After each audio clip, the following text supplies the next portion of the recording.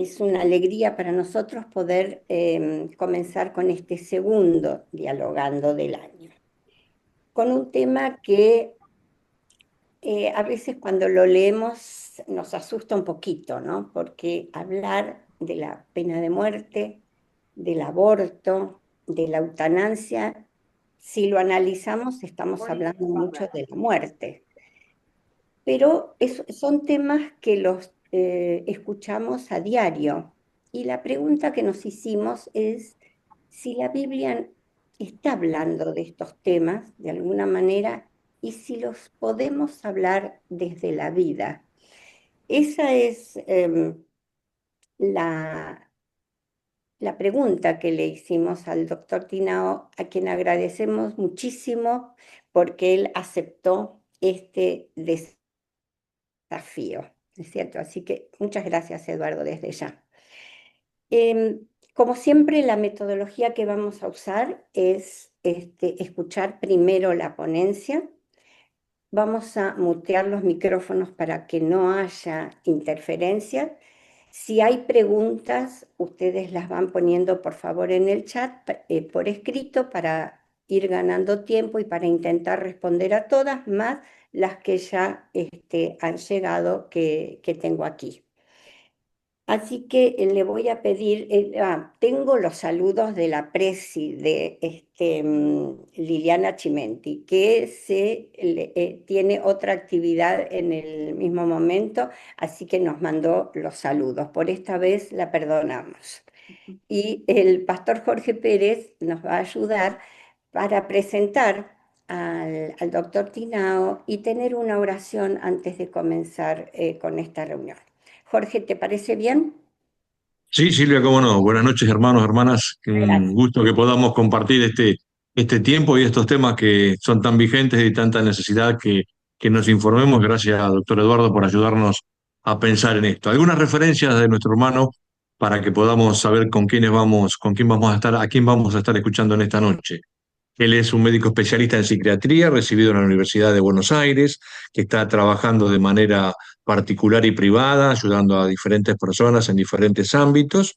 Ha sido y exdirector médico y asesor de proyectos de investigación y regulación de medicamentos en la Administración Nacional de Medicamentos, precisamente, un trabajo de mucha envergadura a nivel científico. Y lo que es más interesante para nosotros como cristianos, saber que él es un laico comprometido en la iglesia local donde está congregando, que ha estado sirviendo y está sirviendo en distintas áreas que en esta congregación hay en Once, y que también ha sido líder en la obra nacional, en la denominación de manera nacional, y sigue colaborando, ¿no es cierto?, en la obra del Señor, predicando el Evangelio. Así que nos gozamos, doctor Eduardo, por tenerlo en medio nuestro, y vamos a orar para que Dios lo esté bendiciendo y guiando en esta noche para el tema que vamos a abordar. Oramos, les invito a inclinar nuestros rostros para pedir a nuestro Señor.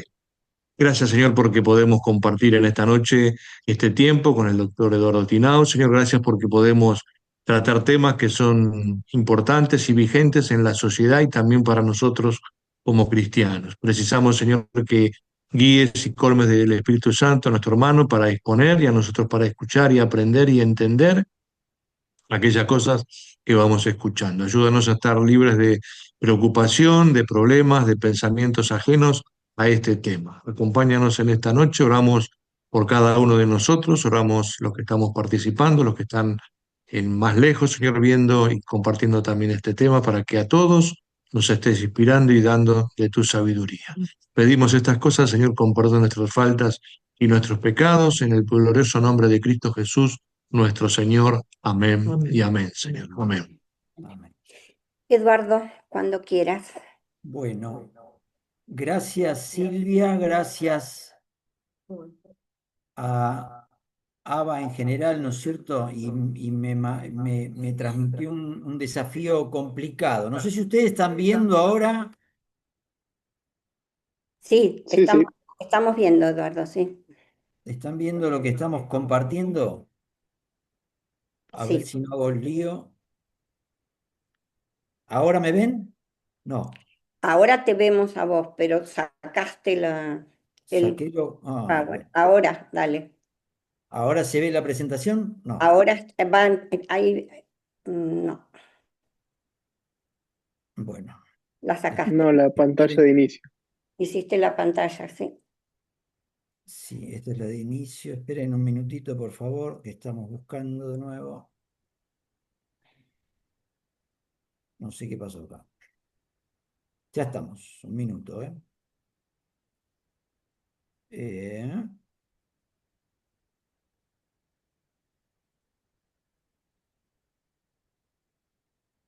Ahí va, Ahora ahí va, sí, sí, apareció. apareció.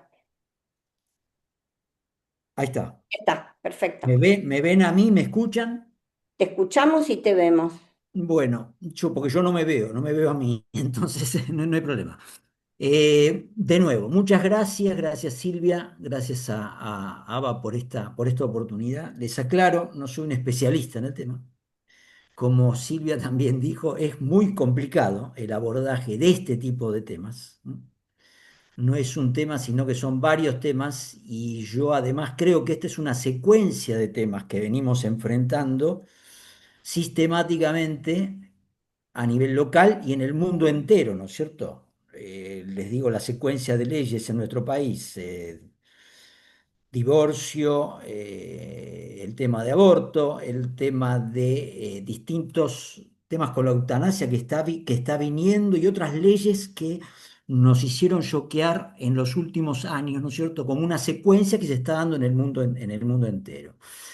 Pero sí yo le dije a Silvia, y ella también lo transmitió ahora, que más que abordar estos temas en profundidad y en detalle, me gustaba la idea de abordarlos desde el punto de vista de la perspectiva de la vida, ¿no es cierto?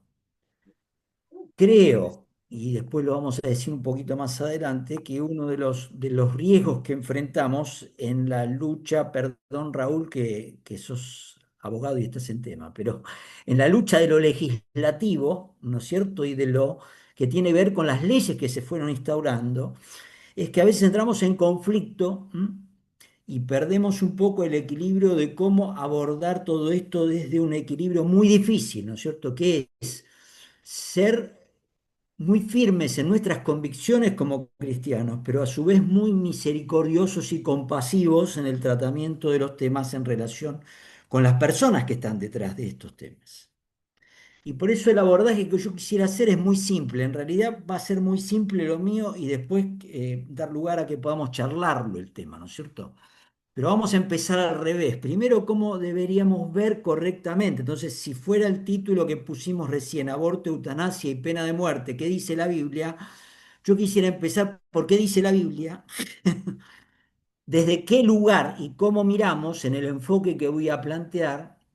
Entonces, asegurarnos de que estamos viendo correctamente los temas como cristianos y desde el enfoque que vamos a tomar.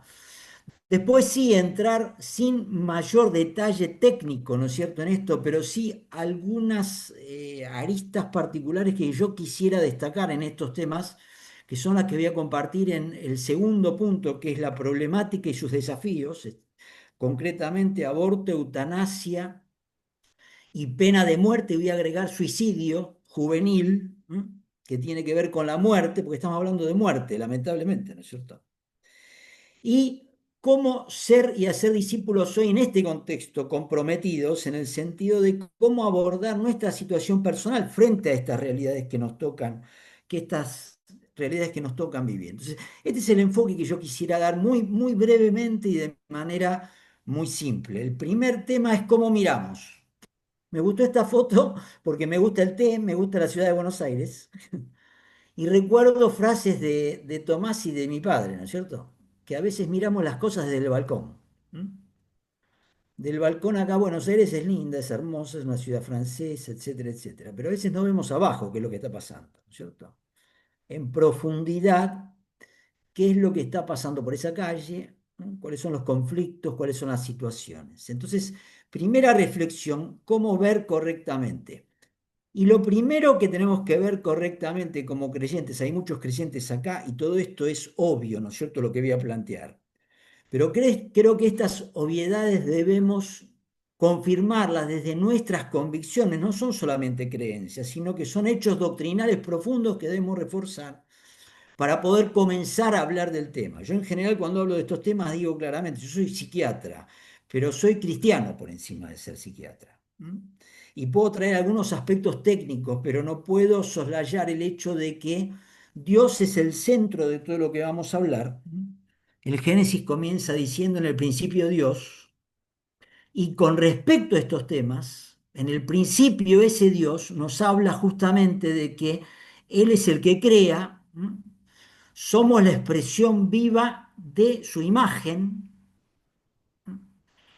tenemos identidad y nombre únicos y distintos cada uno de nosotros, somos únicos ante la presencia de Dios. Asumimos por esto responsabilidades individuales y sociales específicas cada uno de nosotros y todo eso va a determinar conductas, ¿no es cierto?, que tienen que ver con esa identidad que tenemos. Entonces, un primer concepto esencial, obvio de nuevo para aquellos que somos creyentes de muchos años. Dios es el centro de todo y para Él, en el marco de estos temas que vamos a tratar, todos los seres humanos somos invalorables y únicos, ¿no es cierto? Y tenemos una identidad que debemos defender, sostenida por justamente la creación, la imagen, el soplo de Dios de su espíritu a cada uno de nosotros. ¿Sí? No es solamente un Dios que nos plantea estas creencias en abstracto, sino que además Él se ocupa de que seamos destinatarios de su amor incondicional, de sus cuidados especiales, y para el cual somos únicos. Juan 3:16, porque de tal manera amó Dios al mundo que dio su Hijo.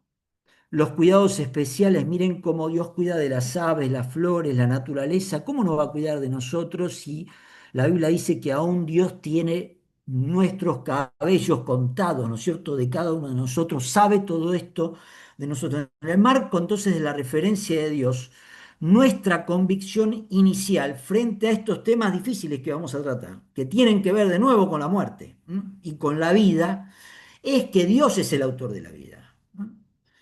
Y en Él se jerarquiza el concepto de vida, por lo cual no podemos eludir esta circunstancia. Y esto es tan así que además Dios envía a su Hijo Jesucristo como dador de vida y como el proveedor de nuestra salvación y transformación de nuestra propia vida a través de la obra de la conversión y de la obra del Espíritu Santo en cada uno de nosotros. Y Él mismo, Jesucristo mismo, es quien dice desde el inicio, ¿no es cierto? Yo he venido ¿para qué? Para que tengan vida, ¿no es cierto?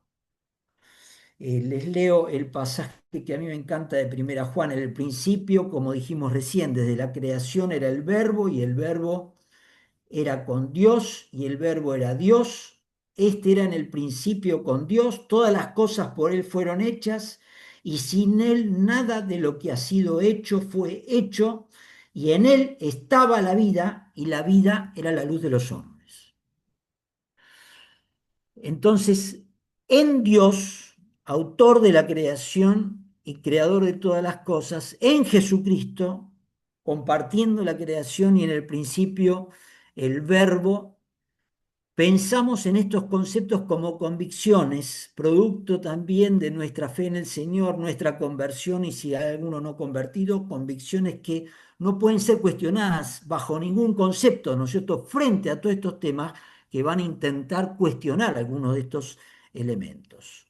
No solo esto, agregaría que fuimos elegidos en función de esto, no estamos aquí obra de la casualidad, sino que la Biblia nos habla de que fuimos elegidos.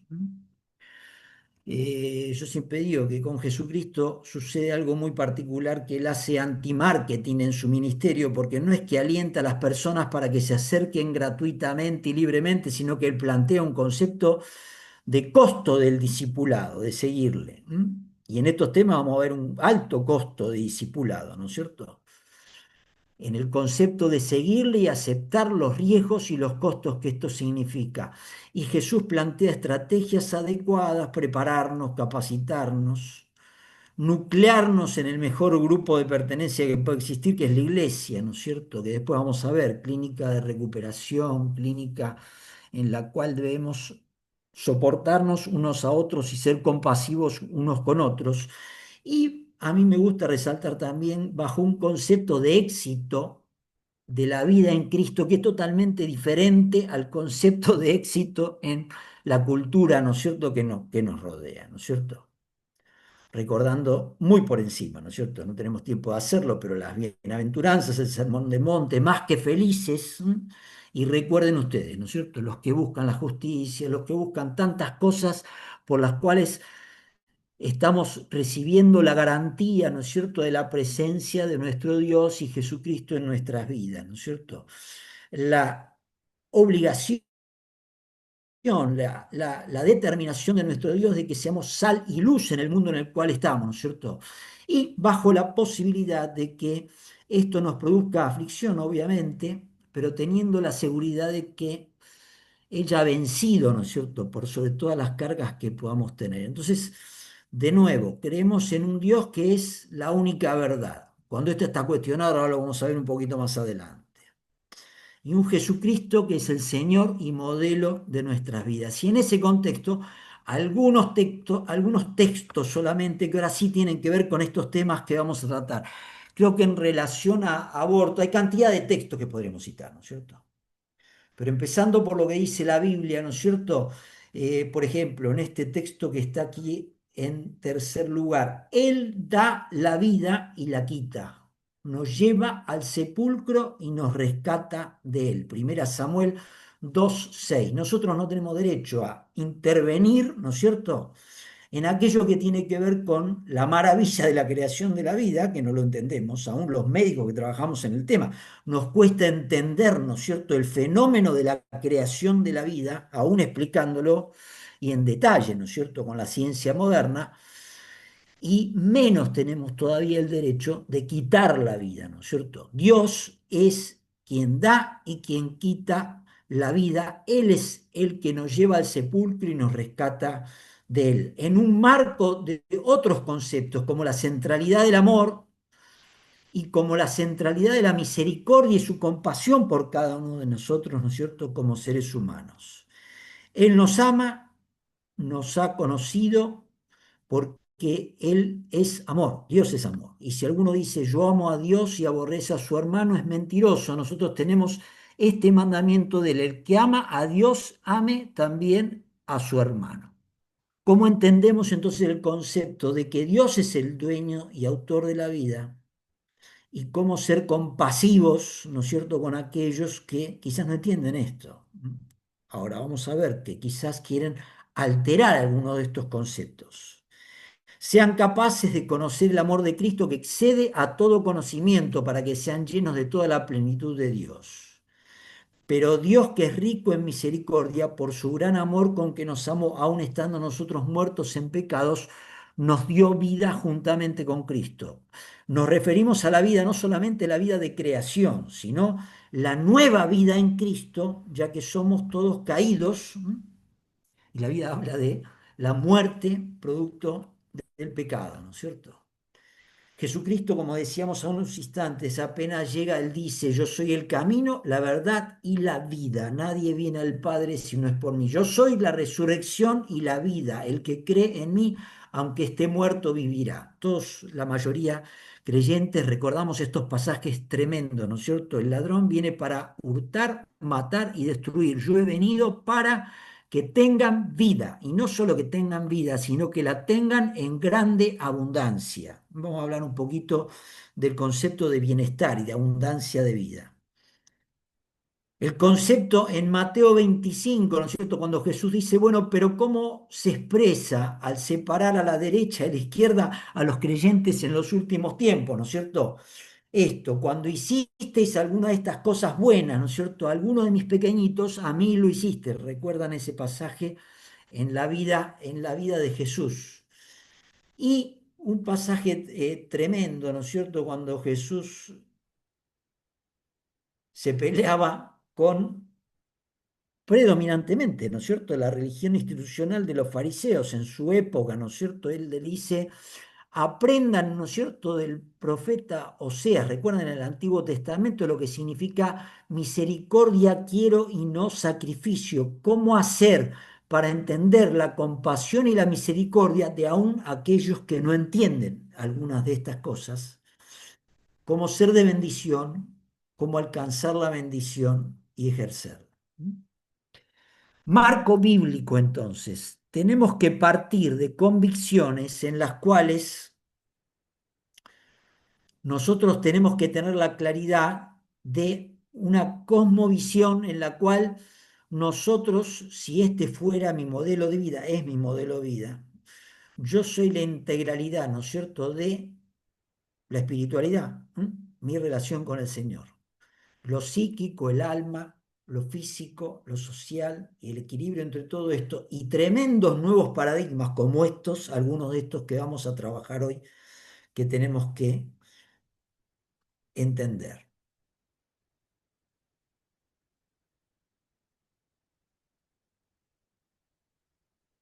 Y a su vez, nosotros tenemos un modelo de vida, yo tengo un modelo de vida, pero que se da en un determinado contexto. Ese contexto es un contexto, resalto, el concepto de nuevos paradigmas, ¿no es cierto? Donde el cambio es brutal, ¿no es cierto? Tremendamente profundo y que nos afecta de manera muy significativa. Pero un marco de referencia en el contexto en el cual yo debería mantener esta fe, estos valores, esta trascendencia, esta espiritualidad, pero donde hay fe y religiosidad, hoy sincretismo, mezcla de religiones. Todos creen distintas cosas. Hay evidencia científica que hoy está cuestionada y un marco sociocultural que en teoría somos todavía occidentales y cristianos, pero no sé si somos tan occidentales y cristianos como lo éramos, ¿no es cierto? Entonces, primer pregunta, ¿desde dónde miro? Tengo que tener un equilibrio muy difícil, ¿no es cierto? Hoy, en ver correctamente, pensando en que somos no los que miramos del balcón, sino los que miramos desde el camino, ¿no es cierto? Caminando con Jesús. Y eso implica firmes convicciones, no puedo dudar de todo lo que dije como creyente, firmes convicciones, una visión integral del ser humano, ¿no?, de lo que soy y el contexto en el cual me muevo, y un marco de profundo compromiso y compasión activa hacia las personas. Detrás de un aborto hay una chica que aborta, un adolescente que aborta. Detrás de la eutanasia hay una persona que está sufriendo, que está padeciendo. Detrás de cualquier concepto de muerte hay tremendo dolor, tremendo sufrimiento, tremenda carga, ¿no es cierto?, sobre la cual tenemos que ser extremadamente compasivos con compasión activa. Primer concepto, entonces, ¿desde dónde miramos? ¿Cómo hacemos para situarnos en un equilibrio tremendamente difícil que significa no negar nuestras convicciones y afirmarlas hasta las últimas consecuencias? Dios es Dios, Dios es creador, Dios es el dador de vida, Él es el único que tiene derecho a dar y quitarla. Dios es el que nos plantea estas realidades, pero a su vez nos plantea que somos una integridad y que debemos tener compasión activa hacia aquellos que duelen y sufren estas situaciones que vamos a compartir. Entran las complicaciones, Silvia, te veo a vos, Silvia, acá que vos decías, la complicación es que estamos, cuidado, como dice Mafalda, me encanta Mafalda, ¿no es cierto? Cuidado porque estamos en un mundo que está siendo trabajado por irresponsables, ¿no es cierto? Un mundo donde muchos de estos temas se distorsionan, se complican, tenemos que dar respuestas y no sabemos cómo encararlos. Permítame una pequeña introducción de estos temas, ¿no es cierto?, general, para después entrar en algunos detalles de cada uno de ellos. Primero, un culto al cambio, ¿no es cierto? Yo estoy bombardeado siempre por mis chicos. ¿Y por qué no usas Instagram? ¿Por qué no entras esto? Usaste la inteligencia artificial, asesorate, entrás, llegá, actualizate, bla, bla, bla, bla. Yo no estoy para nada en contra del cambio. Lo único constante, algunos dicen, en la vida hoy es el cambio. Tenemos que aceptarlo. Pero el concepto del cambio a veces se transforma en un fin en sí mismo. Este es un aviso. ¿Por qué nos cuesta tanto cambiar, modificar tu enfoque y eliminar las barreras? Y está con un palo rompiendo todo, ¿no es cierto? A veces el cambio implica destruir todo lo que estaba constituido. Entonces, el primer concepto, hay grandes cambios que están sucediendo muy rápidamente y que lamentablemente están destruyendo muchos de los grandes valores que nosotros defendemos y que tratamos de sostener, ¿no es cierto? Y a veces el cambio se produce con un mazazo, ¿no? Está de moda la palabra deconstrucción, y esa deconstrucción hoy concretamente afecta la familia, afecta el poder de decisión, afecta mi libertad para decidir sobre mi cuerpo y lo que tenga ganas de hacer con él, afecta sobre hasta palabras, ¿no es cierto?, que son manejadas de manera errónea, ¿no es cierto? Se confunde libertad con libertinaje, se confunden tantas palabras que pueden ser mal utilizadas. A mí me gusta utilizar este gráfico que alguna vez utilicé, pero que marca dos o tres puntos, ¿no? Lo voy a citar muy rápidamente, pero tres escalones, ¿no es cierto?, en muy poco lapso de tiempo. Si vamos, por ejemplo, a las guerras mundiales y la época del Holocausto. Estos son colegas míos. Víctor Frankl, él era psiquiatra, neurólogo, etcétera, etcétera. Él escribió El hombre en busca de sentido. Y lo que vemos a través de estos últimos años, que Víctor Frankl, y a partir de haber participado del Holocausto, en años pasados, ¿no es cierto? No muchos años atrás, cuando salimos de las guerras mundiales y del Holocausto, es como que en nuestro mundo todavía había una mirada más profunda, coherente, perseverante, ¿no es cierto? Donde se intentaba buscar el sentido. Y esto es tan así que en psiquiatría surge la idea del existencialismo, ¿no es cierto? La idea de buscar sentido a la vida, de dar sentido a todas las cosas, ilusión de una vida superior, vida trascendente, avance, etcétera, etcétera. Una etapa que marcó, ¿no es cierto?, con un autor como este tremendo, la posibilidad de pensar en una vida superior, una vida trascendente. En pocos años, Enrique Rojas, otro psiquiatra, en este caso español, él comienza a hablar que la sociedad moderna comenzó a desdibujarse, ¿no es cierto? Y ese desdibujamiento comienza a incorporar términos como ligero, superficial, hueco, signos de época, donde el énfasis ya está puesto en otras cosas, como el individualismo, narcisismo, el hedonismo, yo soy el foco, el centro de todas las cosas. La verdad ya es relativa. Lo que dijimos hace unos instantes ya pasa a ser mucho más relativo. Es mi punto de vista, pero no es el punto de vista de todos. Ya hay mucha más permisividad para hacer lo que siento, lo que quiero, y el placer ocupa un lugar central y sin límites. ¿Qué es lo que siento? Surge el materialismo y aún el materialismo de las personas y el consumismo de las personas, ¿no es cierto? Sos de mi propiedad, no te quiero más, te cambio, te dejo y busco otro. Y quizás un tercer estadio aún mayor donde Bauman ya habla de modernidad líquida y dice, bueno, ya directamente los valores en esta posmodernidad ya se van entre las manos y ni siquiera existen como valores. Y agrego un punto más, ¿no es cierto? Foucault, que ya decía, bueno, acá el tema es el tema del poder y la confrontación. Lo vemos a diario en estos últimos años, ¿no es cierto? No solo hay modernidad líquida, no hay valores, no hay verdad, sino que, por ejemplo, tengo que construir un enemigo para tener poder. Tengo que crear grietas. Tengo que pelearme con alguien. Y si mi verdad yo la sostengo firmemente, mejor.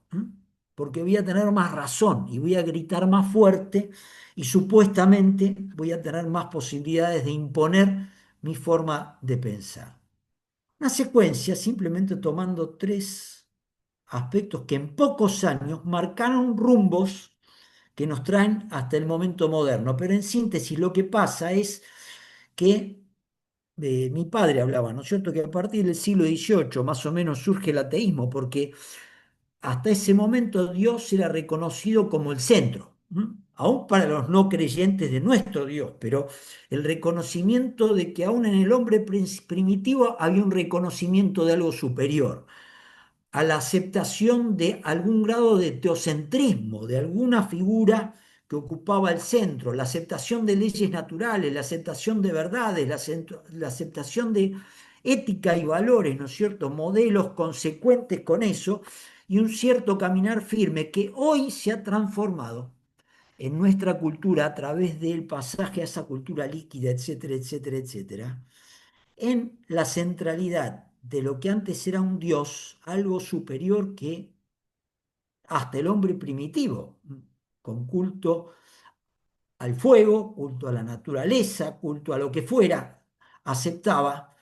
Hoy un culto al yo, como único centro de identidad. Paulatino crecimiento del yo, con irrupción del antropocentrismo, cuestionamiento de la verdad y naturalmente el alejamiento de Dios. Individualismo, tratando de vivir sin convivir si fuera necesario. Cultura líquida, poder, confrontación, cuestionamiento de lo establecido. Afirmo entonces mi modelo de vida. Yo decido. Yo soy el centro de todas las cosas. Algunos pensadores dicen que pasamos de caminar con cierta firmeza, ¿no es cierto?, en algunos aspectos, a surfear sobre la vida, ¿no es cierto? El zapping, el surfear por encima de todas las cosas, las selfies, a ver si salgo bien en la selfie, el surfear por encima de todo. Usando este gráfico que usaba recién, ¿no es cierto? En cuanto al contexto, fíjense que los círculos estos giraron bastante y en vez de estar la fe y la religiosidad arriba, con aceptación de evidencia científica y marco sociocultural, hoy lo sociocultural es lo más importante en la posmodernidad.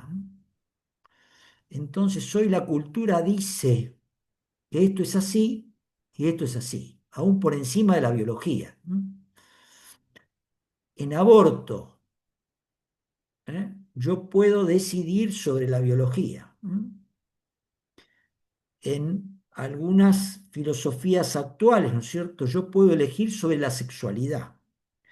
Yo puedo decidir sobre mi propia vida, etcétera, etcétera. Nuevos paradigmas que hacen del pensamiento disruptivo, acelerado, militante, un conjunto de desequilibrios más de equilibrio, ¿no es cierto? Donde cada uno tiene su forma de pensar y donde Dios queda chiquitito acá abajo, ¿no es cierto? Y el yo es el eje del nuevo modelo de vida. En ese contexto, esta foto, me acuerdo de algunas fotos de cuando surge la ley del aborto, año 18, que me gustaba, ¿no es cierto? Yo soy medio liero, setentista y fui a muchas marchas. Y me llamaba la atención ver no solamente tantas chicas adolescentes marchando, sino sus madres, ¿no es cierto? Disculpen las molestias, estamos tratando de cambiar al mundo con los pañuelos verdes, en defensa del aborto que después fue ley, ¿no es cierto? Y también me choqueaba en ese momento lo que decía, cómo comenzamos a generar grietas, ¿no es cierto? Cómo esto también acrecentó las grietas. Me acuerdo la marcha cuando estaba discutiéndose la ley, y me la acuerdo patente porque si alguno de ustedes estuvo allí, el Congreso estaba dividido, la calle estaba dividida en el medio del Congreso. A la izquierda estábamos los pañuelos azules, a la derecha estaban los pañuelos verdes y estaba la policía en el medio porque no nos podíamos tocar, porque había hasta riesgo de conflicto severo, ¿no es cierto? Y en este marco se produjo el debate de la ley del aborto en Argentina. Primer tema entonces, aborto. De nuevo, no voy a entrar en detalles sobre el aborto, después si quieren lo charlamos más. Pero quisiera enfatizar el hecho de que llegamos hasta aquí un primer tema. ¿Qué es el aborto entonces? En nuestra Argentina, ya una ley, el acceso y la interrupción voluntaria del embarazo, obligatoriedad de brindar cobertura integral y gratuita, a partir de la posibilidad de que mujeres hasta las 14 semanas de gestación puedan producir este aborto voluntario, puedan interrumpir la vida de la persona que llevan en su vientre, ¿no es cierto? Y que todo esto además sea garantizado por el sistema de salud en la atención directa del aborto, el posaborto gratuito y con los sistemas de salud. Esta es la realidad argentina que hoy tenemos, ¿no es cierto? Y en gran parte de los países desarrollados del mundo. Algunas definiciones de este aborto y las áreas a trabajar en el aborto. Según la OMS, el aborto se define como la interrupción del embarazo antes de que el feto pueda vivir fuera del vientre materno. El aborto obviamente puede ser espontáneo, natural o inducido, que es el aborto provocado, implicando acciones de interrupción. Y cuando esto es provocado, que esto es justamente a lo que aplica la ley de aborto, el aborto inducido es un procedimiento médico, hoy legal en nuestro país, para terminar un embarazo no deseado por medio de la extracción del feto y la placenta del útero de la mujer. Es esto además respaldado en general por agencias globales. La Organización Mundial de la Salud, por ejemplo, Naciones Unidas, por ejemplo, sin decir sutilmente que deben ser aprobadas las leyes, pero sí dando soporte a la posibilidad de que los países aprueben las leyes de aborto, enfatizan el concepto de que la mujer tiene que ser tratada, de que no se puede descuidar el riesgo para la mujer que no quiere avanzar con el embarazo no deseado, etcétera, etcétera, etcétera, etcétera. Áreas a trabajar, y esto es lo que quisiera enfatizar, ¿no es cierto? Ya tenemos la ley, ¿no? Creo altamente improbable que la ley deje de existir. Lo altamente probable es que las leyes avancen en el mundo entero. Entonces yo me preguntaba, en este caso, primero, ¿cómo hacemos para achicar las grietas, lo que estábamos diciendo? Para mi gusto, no fue muy feliz el hecho de que enfaticemos el concepto de los pañuelos amarillos y verdes con lo metafórico que eso lleva adentro, sino cómo hacemos para educar, para prevenir los embarazos no deseados y cómo trabajar activamente sobre lo que es en definitiva un embarazo vulnerable, ¿no es cierto? Un embarazo que no debió llegar a ser, un embarazo que no debía ocurrir, ¿no es cierto? Porque no estaban preparadas las circunstancias para que en amor, en el contexto de una madre que lo desea, en el contexto de una pareja que estuvo buscando esa creación tan maravillosa de Dios a través de un hijo, pueda esto desarrollarse. ¿Cuál es el concepto de vulnerabilidad sobre el cual yo creo debemos trabajar? Cuando analizamos el tema del aborto, lo que vemos claramente es la problemática del núcleo de contención. Imagínense ustedes cómo podemos culpar. Yo me planteo esto, ¿no es cierto? Y discúlpenme si digo algunas cosas medio controvertidas, ¿no es cierto? Pero ¿cómo puedo culpar yo a la chica que está desesperada por un aborto si ni siquiera tiene familia, ¿no es cierto? Si ni siquiera tiene núcleo de contención, ¿no es cierto? Si vive en la absoluta soledad, donde no existe pareja, donde fue un hecho accidental el hecho de concebir un chico, ¿no es cierto?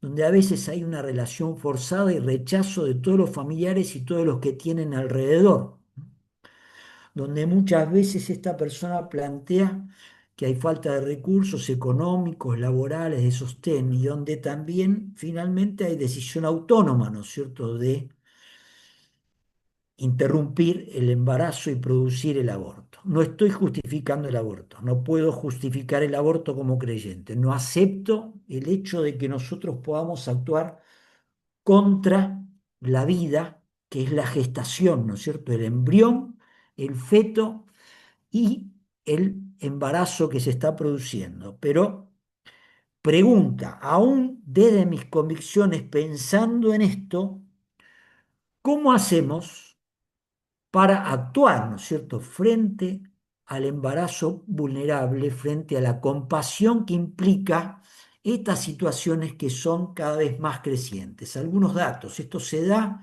fundamentalmente entre jóvenes de 16 a 29 años, las edades habituales, y en la edad es cada vez menor, ¿no? Se está viendo jóvenes, chicas jóvenes, cada vez más jóvenes. Aproximadamente un 15% de los procesos de gestación terminan en aborto. Después de la ley, ¿no es cierto? Porque no había datos muy fidedignos antes. En el sistema público de salud en el año 2022 aproximadamente se produjeron 96.000 abortos asistidos por el sistema público de salud. Entonces, primer tema, ¿qué es aborto? Lo que dijimos. ¿Cómo equilibramos frente a esto nuestras convicciones? No podemos estar a favor de la interrupción de la vida. El aborto es interrupción de la vida.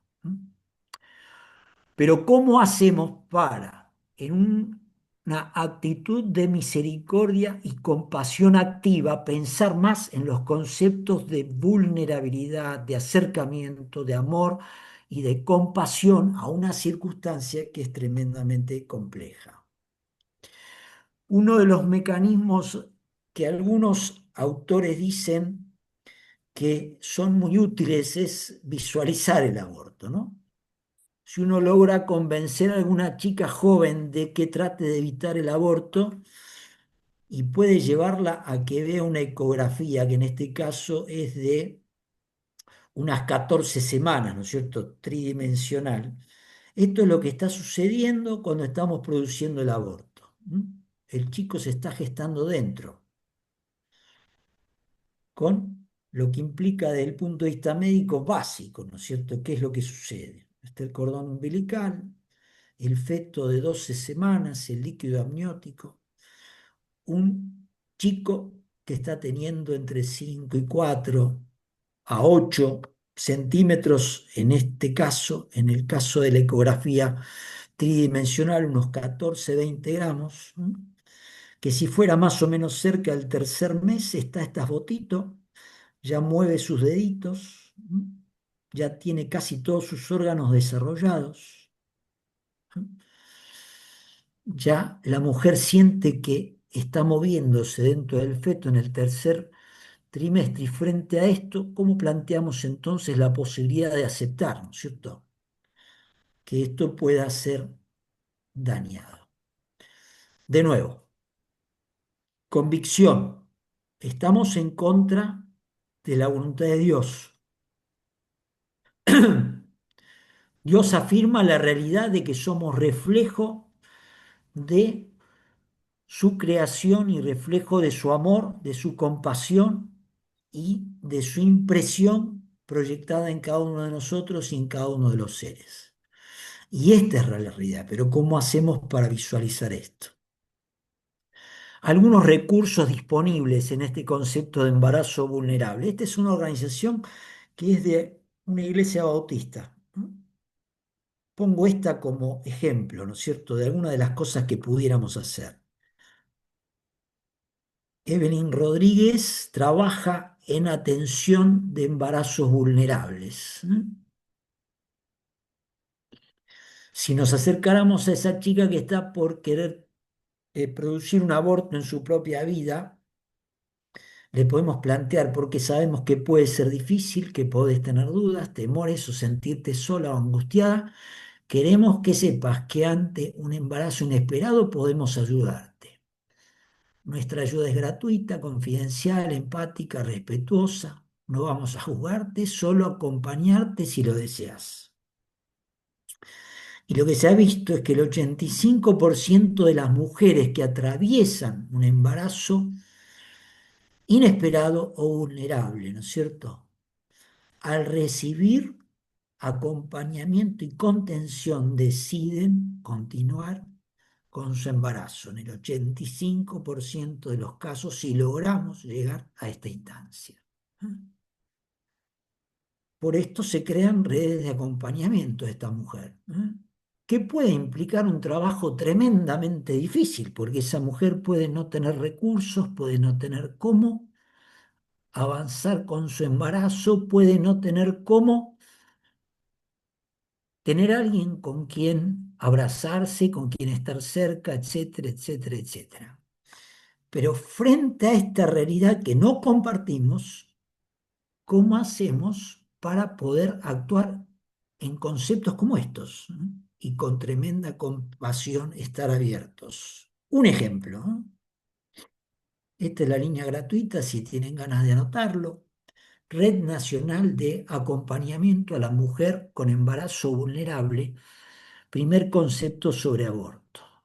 El equilibrio entre algo al cual nuestra convicción cristiana y nuestra fe nos plantea que Dios es el único dueño de la vida, pero ese mismo Dios es un Dios compasivo que nos hace estar cerca de estas circunstancias. Eutanasia y opiniones significativas. ¿Qué es la eutanasia para la OMS? En términos generales, la Organización Mundial de la Salud dice, así como la Asociación Médica Mundial, que la eutanasia es el acto deliberado de poner fin a la vida a petición propia o de algún familiar. En este caso, la Academia Nacional de Medicina expresó que es contraria a la legitimación y aceptación de la eutanasia como práctica médica. En cambio, recomienda la provisión de cuidados paliativos que mitigan la percepción del sufrir, incluso con sedación, pero que no aceleren la muerte.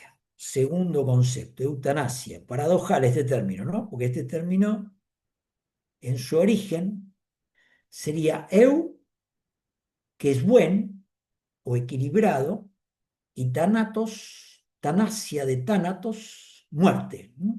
Muerte digna sería. ¿Cómo morir bien?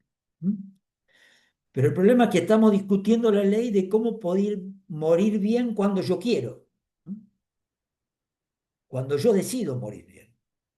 Lo mismo que en embarazo, cuando yo decido que tengo que interrumpir esa vida. Y en el caso de la eutanasia, entonces, hay descripción de formas de eutanasia. La eutanasia, en cuanto a quién provoca la muerte, un profesional de salud, cuando hay leyes de eutanasia, es el que provoca la muerte, o hay suicidio asistido en algunos casos en que está permitido. La persona que desea morir puede generar un suicidio asistido por el médico que dice cómo hacer esto. ¿Cómo se produce la muerte? En el caso de la eutanasia, un profesional de la salud administra un fármaco o la misma persona se le indica cómo autoadministrarse ese fármaco él o con ayuda. Y el concepto de eutanasia puede referirse a una eutanasia activa o pasiva. Eutanasia activa es la que el profesional de la salud administra, por ejemplo, un fármaco letal. La eutanasia pasiva es un profesional que salud omite tratamiento para que se prolongue la vida. El suicidio asistido es legal en países como Estados Unidos, ¿no? Y en la Argentina no, está prohibido, ¿no? El suicidio asistido y la eutanasia activa, aunque hay, ahora vamos a ver, en nuestro país leyes que reflejan algunos conceptos en relación a muerte digna. Este es un mapa de los países fundamentalmente del norte de Europa que aceptan la eutanasia ya, y esto está progresando, ¿no es cierto?, en muchos países desarrollados.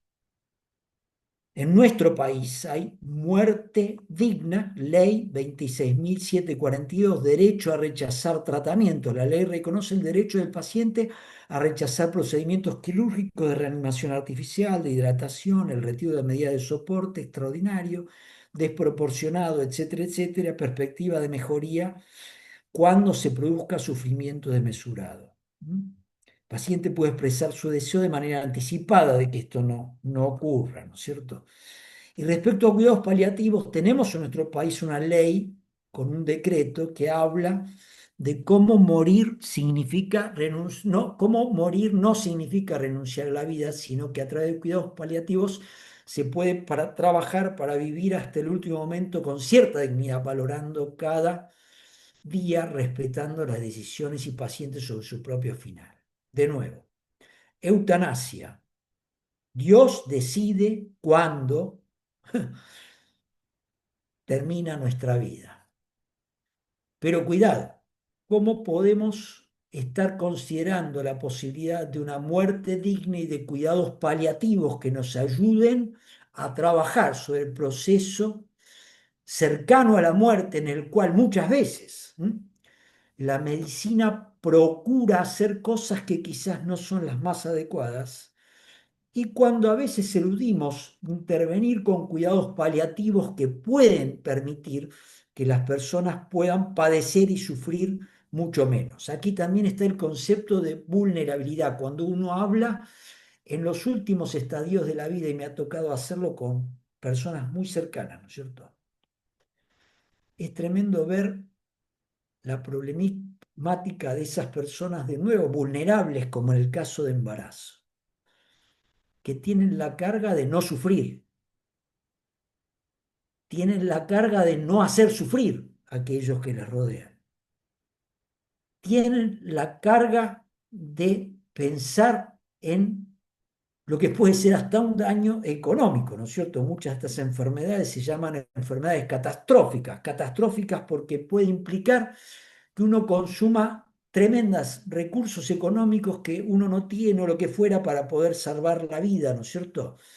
¿Y en qué medida entonces como cristianos, aún entendiendo que Dios decide cuándo nacemos y cuándo vivimos, cómo aplicamos con corrección conceptos que tengan que ver con la aceptación de que debe haber dignidad alrededor del concepto de muerte y podemos establecer cuidados profundos, ¿cierto? Conozco muchos creyentes hermosos que están trabajando hoy, médicos creyentes que están trabajando en cuidados paliativos para poder sostener pacientes terminales que necesitan la cercanía, necesitan la proximidad para transitar estos momentos difíciles. Pena de muerte casi no voy a hablar, ¿no es cierto? No la acepto para nada, ¿no es cierto? Directamente. Creo que no podemos determinar la muerte. ¿Mm? Hay cantidad, podríamos citar, de factores a favor y en contra de la pena de muerte en el mundo entero. Algunos dicen qué justificativo tiene que sostengamos una persona que merece morir. Por ejemplo, estoy trayendo un ejemplo. Y del otro lado, ¿no es cierto? Todos los creyentes y aquellos que decimos no podemos matar a nadie, no tenemos derecho a matar. Desde lo que dijimos al concepto, al inicio, no tenemos ningún derecho, no acepto para nada la pena de muerte. Cuando pensaba en esto, se me vino a la mente la figura de Jesucristo escribiendo en tierra cuando iban a matar a la mujer. ¿Recuerdan? El que esté libre de pecado, que tire la primera piedra, Juan 8:7. ¿Se acuerdan que la muerte era una posibilidad en ese contexto?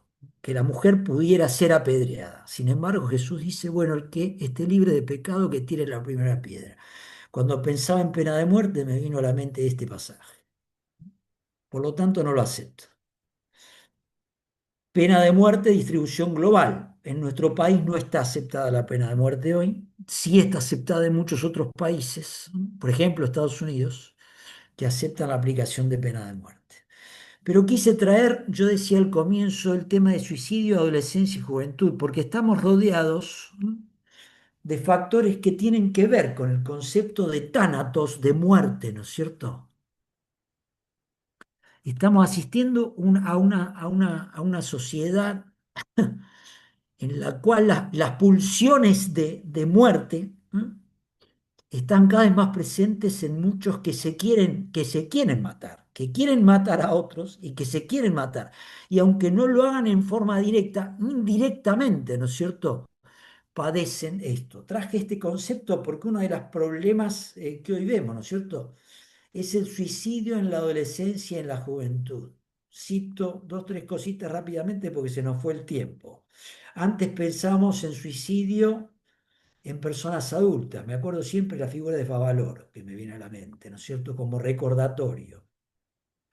Hoy es la segunda causa de muerte entre jóvenes y adolescentes, después de los accidentes. El tema es no abordado, difícil, tabú. Se agravó a partir de la pandemia y ya la problemática es depresión, duda existencial, ¿no es cierto? Hay una vuelta a lo que decíamos hace unos instantes con respecto a Víctor Frankl, el problema existencial, ¿no es cierto? Del joven que no encuentra salida, de aquel que no encuentra salida. Entonces, como decíamos, esto es una cultura tanática donde ante la imposibilidad de ver salidas, de ver sentido de vida, la figura de la muerte en todas las etapas de la vida comienza a tomar cada vez más relevancia. Esto es tan significativo que en nuestro país se comienza a tener alguna estadística de muerte y hay cerca de 4.000 casos al año de muerte juvenil, ¿m?, por suicidio. Y esto trae la realidad otra vez de la vulnerabilidad, incertidumbre, falta de perspectivas de muchos jóvenes por distintos factores, ¿m?, que hoy vemos. Esto es tan así que en mi caso personal, en los últimos meses, yo me vi cercano a 3 casos directos, cercanos digo, algunos familiares, ¿m?, cercanos, ¿m?, y a veces pensamos en grandes ciudades. Yo estoy yendo y estoy mucho de mi tiempo en el sur argentino, en pueblos chicos y en ciudades pequeñas de la Patagonia, donde he tenido charlas sobre esto, porque ha habido casos concretos, ¿no?, que han alterado pueblos enteros, ¿no es cierto?, de jóvenes en escuelas secundarias que se han matado, ¿no es cierto?, ¿no?, que dice la OMS, un incremento global del 50% en las últimas décadas. Hasta se estableció un día del suicidio, el 10 de septiembre, por el crecimiento que tuvo a partir de 2014, 800.000 casos anuales, más en hombres que en mujeres, y esto es tan así que hasta la UNICEF está pensando en comenzar a abordar el tema en niños, porque esto es cada vez en edades más tempranas. Congreso del año pasado, 2024, de APSA, la Asociación Psiquiátrica, trabajó el tema clínico de las depresiones y los suicidios, post-pandemia, crecimiento de la idea tanática de muerte y de suicidio. Esto no lo iba a traer, pero fíjense que además está asociado con algunas cosas que vemos de refilón, de costado, ¿no es cierto? Y por ejemplo, la disminución global de la natalidad en Argentina es del 40%. La mayoría de las mujeres ni piensan en ser madres en Argentina, ¿no es cierto?, hasta determinada edad. La problemática en la juventud y el problema de ausencia de bienestar, inquietud existencial crece. El 47% de mujeres argentinas jóvenes de 18 a 24 años descartan voluntariamente la alternativa de ser madres, ¿no? O sea, fíjense qué paradojal, ¿no es cierto?, frente a un crecimiento del aborto en mujeres que traen niños inesperados, que no desean tener y que se plantean la posibilidad de aborto. Frente a esto, aquellas que a veces son profesionales, que tienen una carrera por delante, etcétera, etcétera, ni siquiera piensan en un 47% de los casos en ser madres, ¿no? No es prioridad de futuro el ser madres, tienen otras prioridades. Y esto cambió sustancialmente en estos últimos años. Cierro el tema entonces con esto último. Frente a estos temas, aborto, eutanasia, pena de muerte, suicidio, que vimos al final, ¿no es cierto?, como preocupación.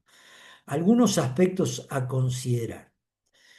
Hoy, en el actual contexto sociocultural, ya no hay más verdades absolutas. Estamos asistiendo a la posverdad, cultura líquida, y solo es válida mi percepción y lo que siento. Yo ocupo el centro. Esto es culturalmente lo que se dice, fuera de lo que nosotros creemos como creyentes. Yo puedo decidir, y aún creo que puedo decidir, sobre la vida y la muerte. En el caso del aborto, una de las consignas: yo soy dueña de mi cuerpo, cuando se defendió la ley del aborto. Yo puedo decidir sobre lo que hago. En el caso de la eutanasia, llevo la muerte digna hasta el extremo y decido, bueno, ya es el tiempo, me quiero morir. Y yo lo decido activamente. Y hay hasta máquinas desarrolladas en países desarrollados para gente de mucho dinero que compra esa máquina para matarse. Y un concepto durante todas las etapas de la vida, de una idea tanática, ¿no es cierto?, de la muerte que ronda por allí, porque no sabemos cómo entender la vida, cómo lograr sentido de la vida, etcétera, etcétera, etcétera, etcétera. un denominador común en estos temas hoy. Es la percepción personal de tener entonces la potestad sobre la creación e interrupción de la vida. Ideas absolutamente opuestas a nuestros principios de fe. No tenemos potestad sobre la creación y la interrupción de la vida. Pregunta: debemos como creyentes estimular, disfrutar y cuidarle la vida en todas sus etapas, alentando y acompañando la búsqueda de sentido. Para nosotros los creyentes, obviamente, la conversión, la salvación en nuestro Señor Jesucristo. Se nos fue el tiempo, Silvia. Iba a terminar con el compromiso, ¿no es cierto? A veces Termina, Eduardo, termina, estamos bien. nos sentimos como esta foto. Permítame 2, 3 minutitos más, ¿no es Sí, sí, cierto? sí, sí, tranquilo. Nuestra fe, Jesucristo acercó el reino de Dios y no solo trajo la conversión al mundo, sino que la iglesia triunfó sobre el imperio romano, porque Jesús marcó diferencias con respecto a las personas, las muentes, las ideas, los valores. Nuestra fe cambió el concepto de la niñez, el rol de las mujeres, los esclavos, los excluidos. Los principios cristianos dieron origen a organizaciones básicas. Las iniciativas cristianas moldearon la cultura. Nuestra fe y nuestros antepasados marcaron rumbos y paradigmas. Estamos en ABA trabajando, están trabajando en la fe de nuestros mayores, cómo respetar a nuestros mayores. Estamos en presencia de una fe que nosotros tenemos, ¿no es cierto?, que es la que cambia paradigmas. ¿Cómo hacemos para aceptar esos paradigmas? Primero yo diría conocernos a nosotros mismos para poder enfrentar correctamente estos temas, ¿no? Un equilibrio entre entendernos, entre nuestras emociones y nuestras conductas.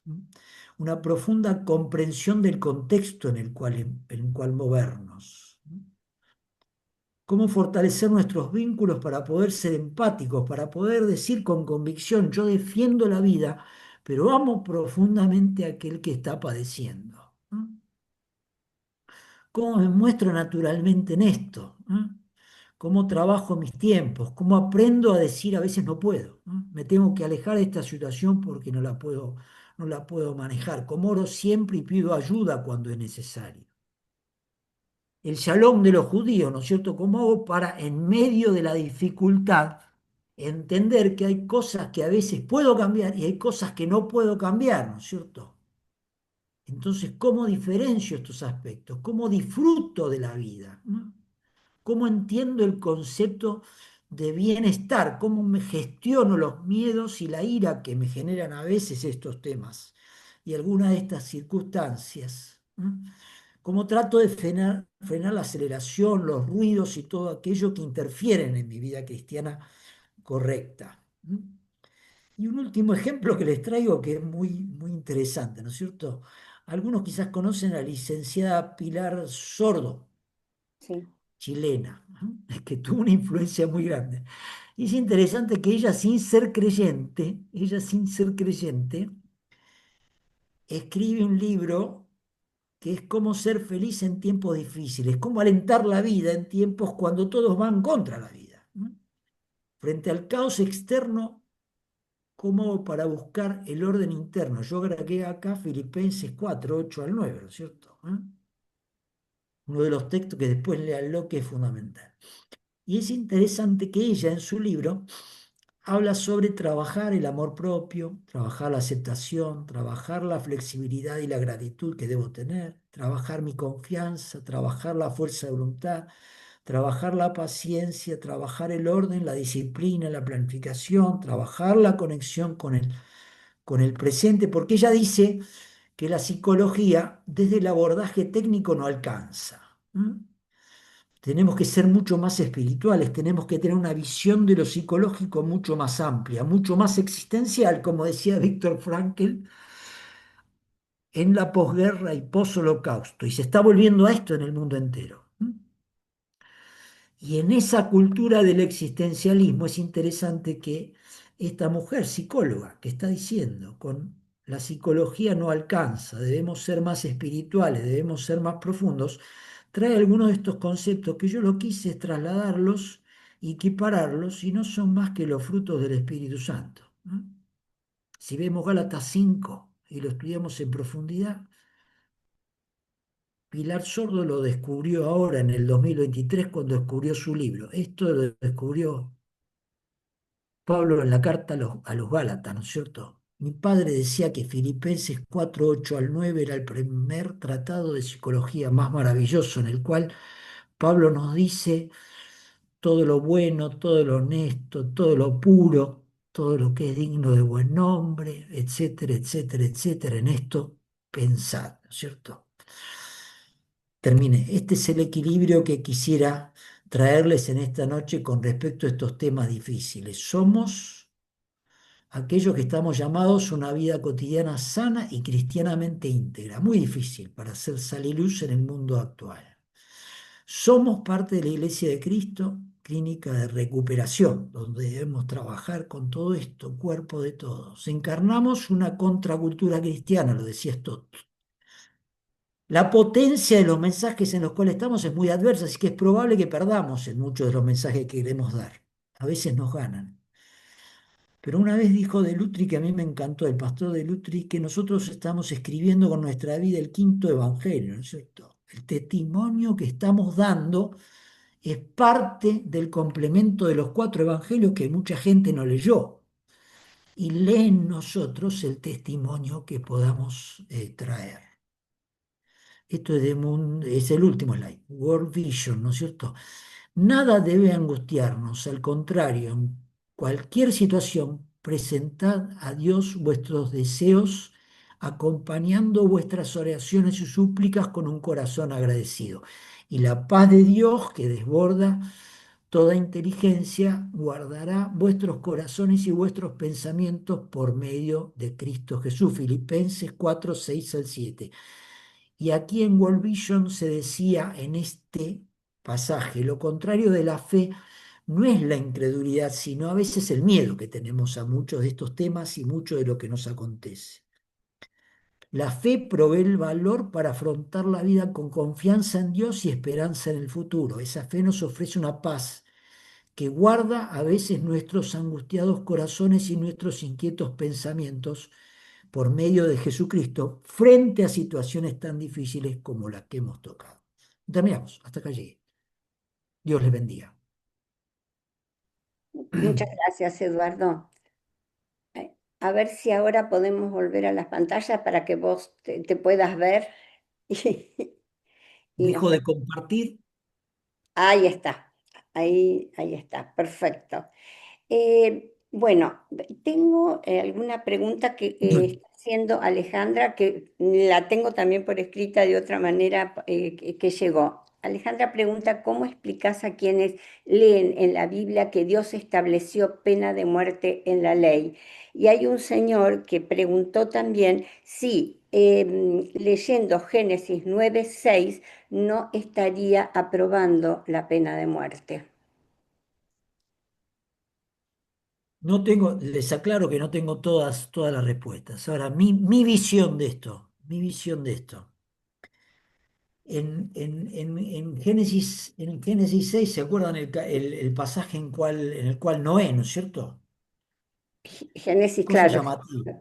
Sí. Aclaro, no soy teólogo y todavía tengo mis conflictos teológicos en el Antiguo Testamento en algunas cuestiones respecto, por ejemplo, a la relación entre amor de Dios y la justicia de Dios. ¿Cómo establece Dios su justicia? En el caso este de Génesis el 9, ¿no es cierto? 9:6. 9:6 es cuando el pacto de Dios con Noé se establece, ¿no es cierto? Que pueden ser, concretamente, el pasaje dice, aquí yo establezco mi pacto con vosotros y con vuestra descendencia. El que derramare sangre de un hombre, con el hombre su sangre será derramada, porque a imagen de Dios es hecho el hombre, como la posibilidad contextual de esto. Mi visión es que acá hay un contexto particular de lo que sucedió con Noé, ¿no es cierto? Y acá hay una justicia de Dios contextual que se da en muchas circunstancias en el Antiguo Testamento, a determinados contextos que, de nuevo, en algunas ocasiones yo no entiendo con respecto a cómo Dios establece su justicia. O lo que creo sí en estos casos es que es Dios el que establece su justicia y no yo. Lo que yo trato de sostener es siempre con respecto a algunos pasajes controversiales del Antiguo Testamento, es que Dios estableció determinadas cosas que, de nuevo, en ocasiones yo no entiendo. Transfiere un problema mayor, ¿no es cierto? A veces cuando hablamos de la persona de Dios, la persona del Espíritu Santo, la persona de Jesucristo, mi sensación es que nosotros hablamos de las personas y lo asimilamos a nuestra persona. Y entonces es como que estoy diciendo, bueno, ¿qué haría yo en estos casos? Y es como que traducimos la justicia de Dios como si fuera mi justicia, como si yo entendiera mi justicia. Pero la justicia de Dios es inentendible. Y es Él el autor y el que decide sobre su justicia cuando Él lo decide. De nuevo, una interpretación controversial. No soy teólogo, pero entiendo entonces que es difícil interpretar la justicia de Dios en determinadas circunstancias, como puede haber sido esta circunstancia de Noé. Más difícil para mí todavía interpretar antes de esto cuando se está hablando en Génesis, ¿no es cierto?, de aún un Dios que está casi conflictuado, ¿no es cierto?, por el hecho de haber creado un hombre y la maldad que se ve en él. Ahora, Dios puede estar conflictuado, no puede estar conflictuado. Pues no sería Dios. Dios no hace justicia como la hago yo, porque es Dios. Y a veces mi sensación es que tratamos de explicar a Dios cuando tenemos un límite. Y ante ese límite, una cosa es la justicia de Dios y la decisión que Él hace sobre la vida y la muerte, y otra cosa es lo que yo puedo decidir como ser humano, en el cual no entra esa decisión de poder decidir sobre la vida y la muerte, ni la creación, ni la muerte final y el momento en que eso va a suceder. Alejandra, ¿no? Que quizás tenés una mejor interpretación que la mía. Te, te- te- El- por, yo por creo, favor, intervení. Te lo pregunto porque yo soy maestra de Biblia, te darás cuenta. Sí, Y yo tengo que sí, sí, tener sí, sí, sí, la sí, sí. posibilidad de poder dialogar estos temas, ¿de acuerdo? Así que simplemente eso. Gracias. me No, llamó, digo, si hay otra interpretación o alguna otra versión, por favor, compártanla. Compártanla porque No, Eduardo, es muy es diálogo importante. abierto. Lo único que yo trataría con cuidado es esto de hablar del Antiguo Testamento versus el Nuevo Testamento, porque yo creo que el No, no, Nuevo no, no, Testamento perdón. Sí, perdón, perdón. no tampoco no tiene ninguna enseñanza directa sobre hay que prohibir la pena de muerte. No trabaja Perdón, ese perdón. tema. Sí, sí, sí, sí, sí, perdón. Y una cosa muy importante, el Señor Jesucristo fue sometido a pena de muerte. O sea, más Sí, allá de que hay sí, toda sí, una sí. verdad espiritual y Sí, profunda en la muerte del Señor Jesucristo, se sujetó a la pena de muerte, el propio Señor sí, sí, sí, Jesús. sí, sí. ¿Eh? Sí, sí. entiendo que algunos que apoyan esto es como diciendo que en algunos momentos Dios da la autoridad, ¿no es cierto?, para Eso tomar. está en Romanos, el Sí, Nuevo sí, sí, Testamento. sí. Está Sí, sí, sí, Está en sí, el sí, Nuevo sí. Testamento. por eso digo, pero Por bueno, eso, lo que sí quisiera enfatizar es esto, que él dé la autoridad no significa que yo pueda asumir esa autoridad como creyente. Bueno, pero la Biblia dice ¿Explicó? incluso que las autoridades no religiosas, sino civiles, diles. Sí, tienen delegado el poder de Dios sí, para sí, sí, ejecutar, sí, obviamente, para sí, sí, sí. ejecutar justicia que Bueno, allí es lo que decía. se ligaba a un equilibrio, o Claro. sea, Allí es lo que yo decía, que yo entiendo esto en determinados contextos, exacto, exacto. que hoy yo no Ok, acepto ese ok. contexto, que hoy yo no acepto ese contexto, No, supuestamente está bien, somos civilización avanzada y moderna, ¿eh? Entonces hemos avanzado y no acepto yo ese concepto, ¿no? Y menos obviamente como creyente. O sea, yo no podría ser el que decida esa administración de esa justicia, digamos, ¿no? Como creyente. Bueno, pero ahí surgen otras condiciones. Fíjate vos que los médicos, médicos ginecólogos, médicos que pueden estar en el sector público, se ven ahora, cristianos, se ven ahora Bueno, bueno. Por confrontados eso, con por que eso, por existe eso, una ley de aborto y bueno, por si eso yo yo soy una confronté. empleada del sistema, Por eso yo traje el conflicto de estos temas, ¿no es cierto? Lo- Traje de lo- le- costadito siempre vamos a el, tener el conflictos conflicto de la objeción la de objeción ética, conciencia. ¿no es cierto?, de conciencia, ¿eh? Ok, En ok, el caso del aborto. ok. Y por ejemplo, en ese caso, como médicos sabemos que no podemos permitir que haya un riesgo de vida para una paciente, en ningún caso, ¿no es cierto? Ahora, Sí, eso no significa que yo, pudiendo tener otras alternativas, pueda ser el que decida hacer el aborto. ¿Me explico? Hay una diferencia allí. totalmente. Entonces ahí entra la diferencia de esa decisión. Lo mismo incluso en el caso de la eutanasia, ¿no es cierto? ¿Qué significa el hecho de que yo pueda pasiva, no lo dije más en detalle, ¿no es cierto? Pero el permitir la muerte o interrumpir tratamientos, es una eutanasia pasiva. Entonces, ¿hasta dónde llego como médico en todo eso? Son decisiones tremendamente difíciles, ¿no es cierto?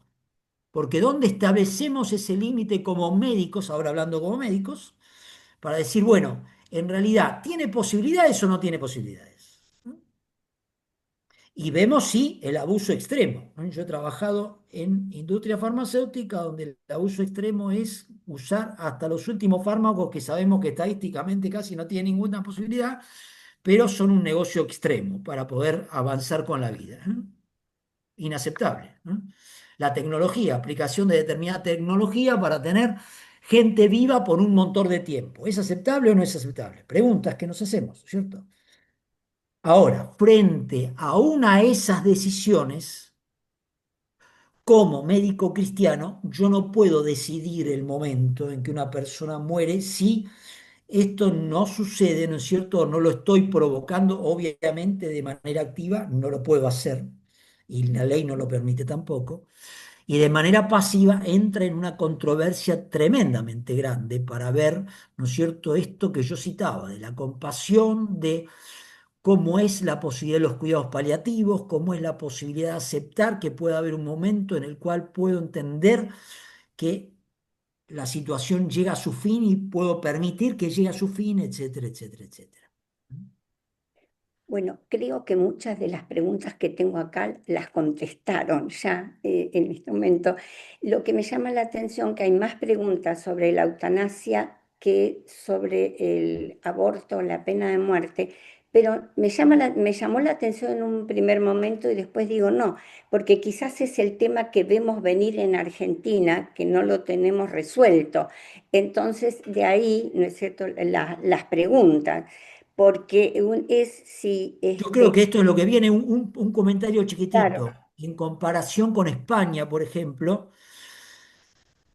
estamos mal, pero no tan mal como España, por ejemplo, donde en España primero se dictó la ley de eutanasia y después cuidados paliativos y todo demás. O sea, primero se decidió que se podía matar y después y después se enfatiza lo otro.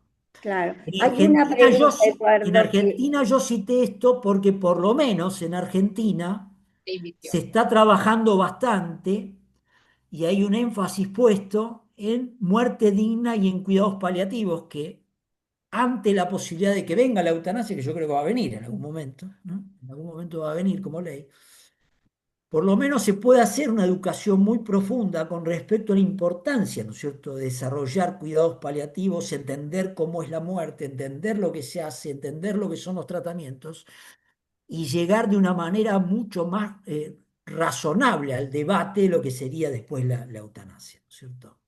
Me quizá imagino esto nada más, hay una aunque pregunta que sigo me estando parece en contra de esto. que podríamos responder a esto, si hay diferencia entre la eutanasia y los cuidados paliativos que aceleran la muerte.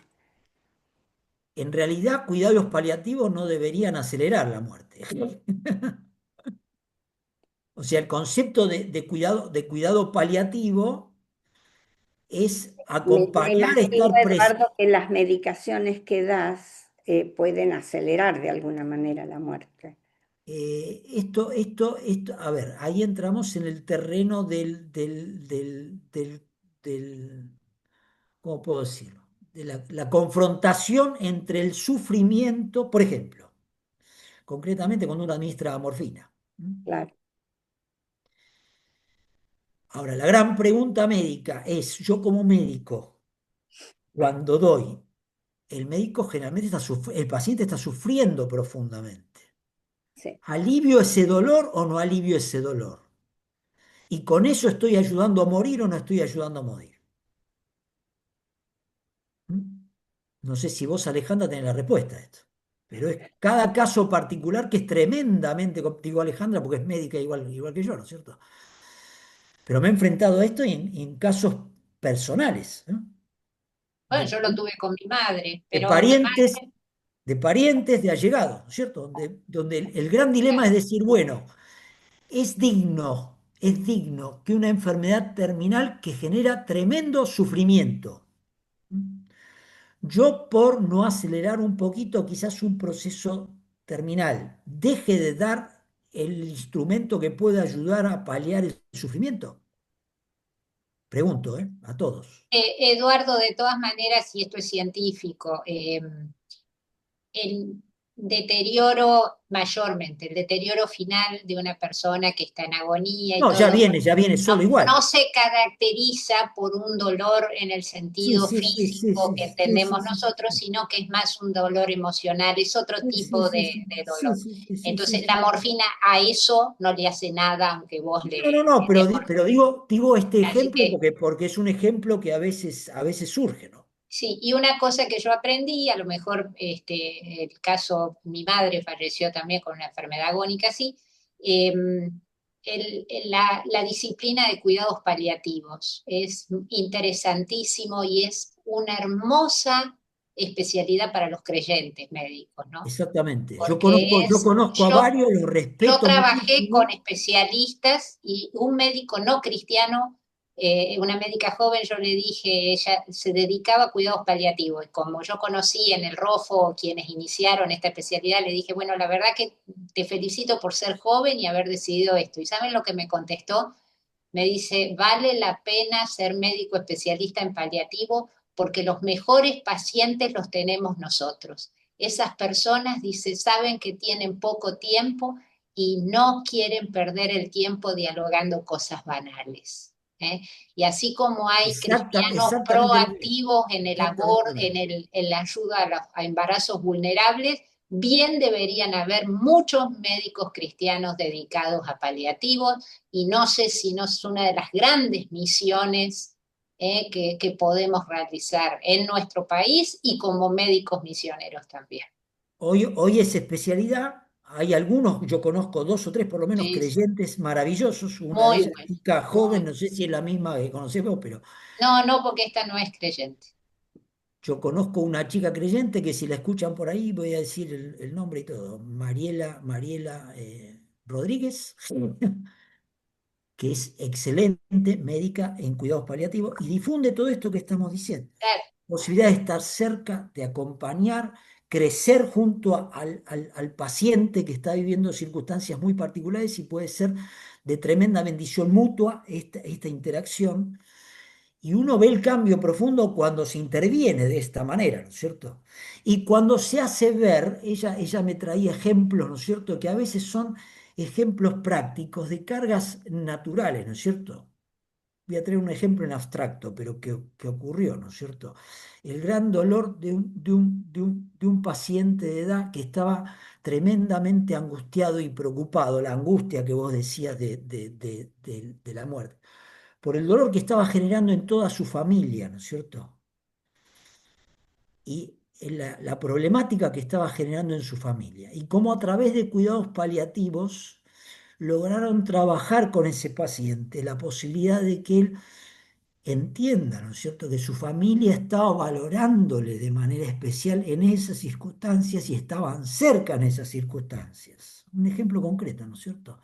Y cómo eso switchó totalmente la etapa de dolor del paciente, la posibilidad de crecimiento de la familia, etcétera, etcétera, y cómo fue llevado de una manera más digna, llevado al nombre de la muerte digna, ¿no es cierto?, a una muerte que llegó después, en poco tiempo, porque era un paciente terminal, pero que llegó a una circunstancia en la cual realmente, ¿no es cierto?, bajo condiciones mejores, ¿no es cierto?, uno aborda el tema de la muerte.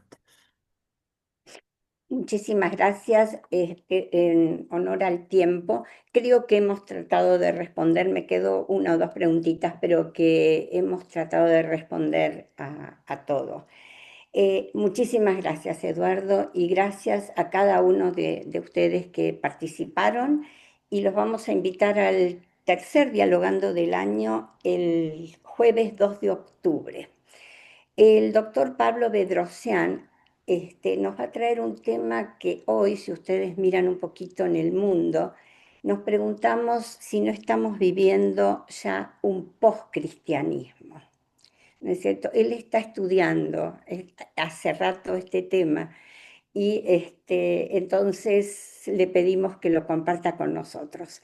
Recuerden, igual los vamos a recordar nosotros también, el 2 de octubre, que es un jueves en este mismo canal, ¿sí?